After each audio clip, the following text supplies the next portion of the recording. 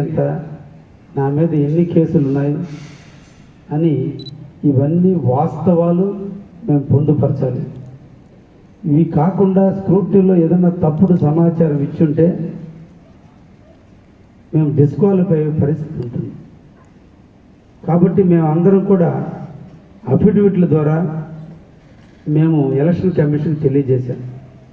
మొట్టమొదటి నేను ఇప్పటి వరకు నా 55 సంవత్సరాల చరిత్రలో నా మీద క్రిమినల్ కేసులు లేవు.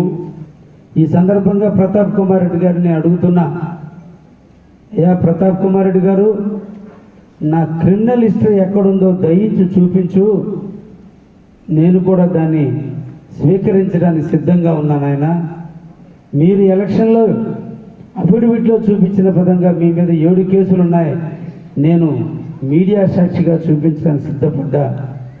నేను ఎక్కడ రౌడీజం చేశానో, ఎక్కడ నా మీద క్రిమినల్ కేసులు ఉన్నాయో దయించి మీరు చూపిస్తే నేను కూడా తెలుసుకొని తప్పకుండా వాటి గురించి తెలుసుకుంటానని కూడా ఈ సందర్భంగా ఆయనకి తెలియజేస్తున్నా. ఇంకొక ఆయన ప్రజాసేవకు వచ్చాడు, నిరంతరం మరో సింగపూర్ని చేస్తా, తెలిసిందల్లా సింగపూర్ పేరు.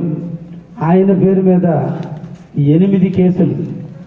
8 కేసుల్లో 2023 తెలంగాణ ఎన్నికల్లో ఎలక్షన్కి డబ్బులు సరఫరా చేస్తుంటే 89 లక్షల